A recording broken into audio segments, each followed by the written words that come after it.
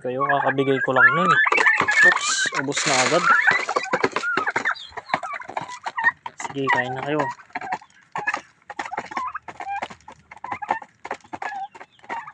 Hirap na yung tatay nyo kakahanap ng pagkain. Kasang arte nyo pa. Ay, may bukol sa ulo. Ano bukol? Bulutong pala. Bulutong. Kaso ginamot ko na rin. Yan. Mamaya wala na naman. Ubos na naman yan.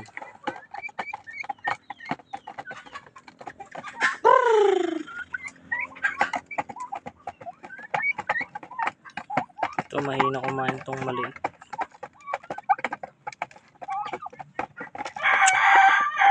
Pa-follow naman guys, tas pa-subscribe.